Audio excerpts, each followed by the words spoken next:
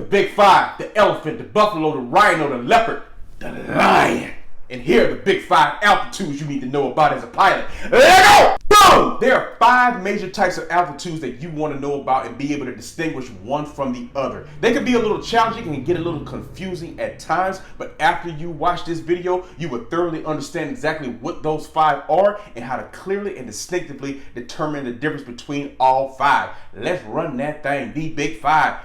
Let go! Hey, we back off in that thing with the 5 types of altitudes. The big 5, baby. Let's run that thing. First on the list, of course, is indicated altitude. An easy way to remember what indicated altitude is simply what's red on the dial. What does your altimeter say? That is your indicated altitude. Now here's the key. It doesn't mean that your altimeter is right because it could be set incorrectly. A variety of other things can be going on. It could be flat out just broken. So it may not be telling you exactly what's happening, the correct altitude, but whatever's red on that dial, that is in fact the indicated altitude. So you want to be aware of what indicated altitude. Very easy one to remember. What does your dial indicate? What does the altimeter indicate? Red right off the dial. That's your indicated altitude. Let's run that thing. Let go! Boom! And the next altitude we want to remember is true altitude. An easy way to remember true altitude is remember the rhyme scheme true blue, as in the true blue ocean, because that's exactly what true altitude is. All it is your indicated altitude above sea level, above the ocean. That's exactly what you want to remember there. And of course, if it's above sea level, what does that mean? It's recorded in MSL. So easy to remember that as well. True blue ocean, your true altitude. How high are you above the ocean or above sea level? Hey! Boom! Numero 3. Of course, the third one on the list of indicated altitudes of the big 5 you want to remember is absolute altitude. And absolute altitude, if true blue is all talking about being above the ocean, absolute is how high are you above the terrain, above the ground. So if it's absolute above the terrain, above the ground, it's going to be recorded, easy to remember, in AGL. That's how you can remember that. Absolute and AGL both start with an 8. That gives you that indication that that's what absolute is talking about. How absolutely high am I above the terrain?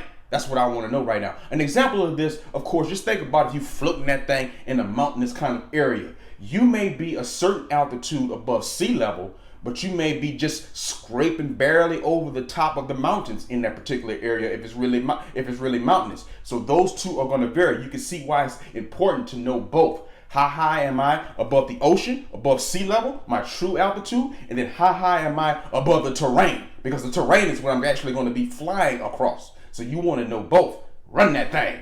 Hey, boom! Numero 4. Number 4 on the list of the 5 must-know altitudes that you must be familiar with for you to become a pilot is pressure altitude. And all pressure altitude is simply just the altitude that's been adjusted for non-standard pressure. What is standard pressure? 2 numbers that you're going to become very familiar with are standard pressure and temperature. Standard pressure is 290.902, and that's definitely a number that you want to become familiar with because everything else plays off of that, and you're going to have to make adjustments when it's not 290.902. Hey! For example, when you're doing your pre-flight and you're given all kind of weather information, one of the things you're going to be given is what is the current altimeter setting? And they may tell you a number that's going to be either higher or below 290.902. Rarely is it ever just 290.902. So what does that tell you? It's rarely ever just standard pressure conditions. It's usually always non-standard. So you have to run a calculation for what is the current altitude based off the non-standard pressure. That's why learning how to calculate pressure altitude is very important. There's a video on this channel about how to quickly calculate pressure altitude, and then once you calculate it, what you can do with that information and how it can be invaluable to you.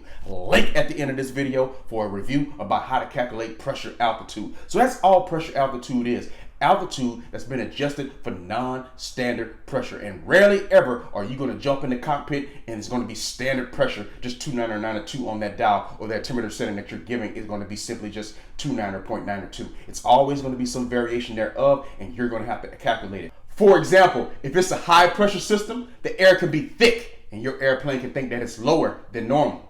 However, if it's a low pressure system, the air can be thin and your airplane can think that it's higher than normal. That's why it's imperative for you to understand pressure, altitude, and how to quickly calculate it, and that information can be invaluable to you once you know what to do with it. And you can also bounce that thing to understand the number 5 on the big 5 list. Let's run that thing. Let go. Boom! And finally, number 5 on the big 5 list of must-know altitudes is simply density altitude. Density altitude is simply, to remember that, just a feel good altitude, because it's all about how things feel. And it's just an altitude that's been adjusted for non-standard temperature. What is standard temperature? It's 15 degrees Celsius. So you definitely want to remember that 2992 for standard pressure. And then of course for density, you want to remember 15 degrees Celsius. And all you're simply doing is adjusting the altitude based on the non-standard temperature, because very rarely is it going to be exactly 15 degrees Celsius. The only consistent about the weather and the only constant thing is that it's constantly changing, baby. Hey, key things you want to know about the density altitude.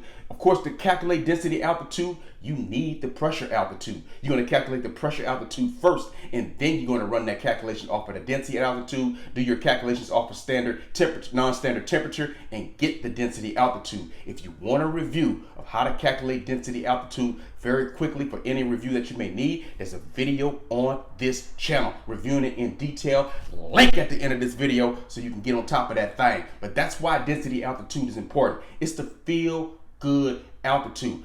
Where does the plane feel like it's at? Because that's how it's going to perform. The plane never performs based on where it is. It performs on where it thinks that it is and where it feels like it is. And a lot of where it feels like it is based off the temperature. Boom! There are always 3 factors that impact density altitude. And it's easy to remember them if you think about density altitude being the feel good altitude. How do I feel? And one factor that factors into density altitude, of course, is the altitude. Think about this. If you were out going for a run or a hike or doing anything physical outdoors, if you were doing it at a high altitude, wouldn't that impact how you feel?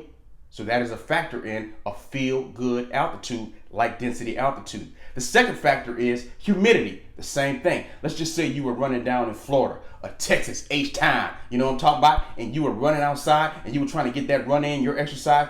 Wouldn't the humidity impact how you feel?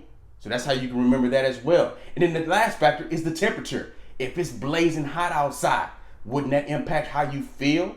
All these factors impact how you feel. The humidity, the altitude, and of course the temperature.